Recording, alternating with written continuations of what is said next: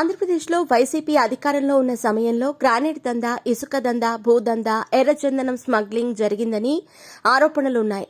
అయితే ఆంధ్రప్రదేశ్, తమిళనాడు రాష్ట్రాల సరిహద్దులో గ్రావెల్ దందా కూడా జోరుగా సాగిందని, దీనిపై చంద్రబాబు నాయుడు కూటమి ప్రభుత్వం విచారణ జరిపించాలని తెలుగుదేశం, జనసేన, బీజేపీ నాయకులు డిమాండ్ చేస్తున్నారు. చిత్తూరు జిల్లాలోని నగరి నియోజకవర్గానికి చెందిన వైసీపీకి చెందిన ఒక లీడర్కు గ్రావెల్ దందాతో ప్రత్యక్ష సంబంధాలున్నాయని ఆరోపణలున్నాయి. చిత్తూరు జిల్లాకు చెందిన మాజీ మంత్రికి ఆయన అనుచరులు వాళ్ళు అడిగినంత డబ్బులిచ్చిన కొన్ని సంస్థల నిర్వాహకులు ఇష్టానుసారంగా కొండలను పిండి చేసి గ్రావెల్ దందాకు తెరలేపారని ఆరోపణలున్నాయి. ఇలా ఇష్టం వచ్చినట్లు గ్రావెల్ తోడేయటంతో గత వైసీపీ ప్రభుత్వం చేతికి చిప్ప మాత్రమే మిగిలిందని స్థానికులు ఆరోపిస్తున్నారు.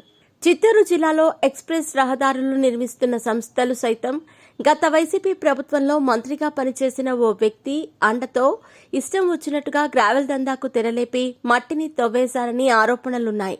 చిత్తూరు, విజయపురం మండలాల్లో గ్రావెల్ దందా పెద్ద ఎత్తున జరిగిందని, రోజుకు వందల కొద్దీ టిప్పర్లతో మట్టిని తరలించారని స్థానికులు ఆరోపించారు.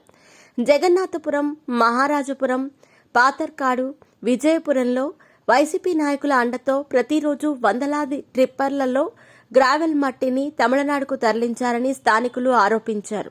వైసీపీ ప్రభుత్వంలో ఎక్స్ప్రెస్ రహదారులు నిర్మిస్తున్న సంస్థలతో పాటు కొందరు వైసీపీ నాయకులు కొండలను పిండి చేసి ఆ గ్రావెల్ను అక్రమంగా తరలించారని స్థానికులు ఆరోపించారు.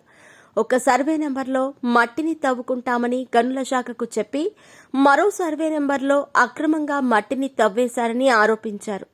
నగర నియోజకవర్గంలో ఓ వైసీపీ లీడర్ అడిగినంత డబ్బులు ఇచ్చేసి అక్రమంగా తమిళనాడుకు వందలాది ట్రిప్పర్ లారీల్లో గ్రావెల్ తరలించారని స్థానికులు ఆరోపించారు.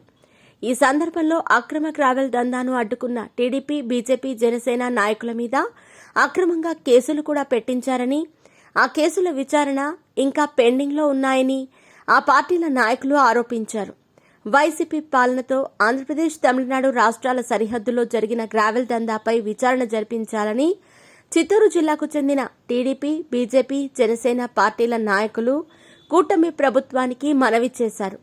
వైసీపీ పాలనలో అక్రమంగా గ్రావెల్ దందాకు తెరలేపటంతో ప్రభుత్వానికి కోట్లాది రూపాయలు నష్టం వచ్చిందని ప్రజలు ఆరోపిస్తున్నారు.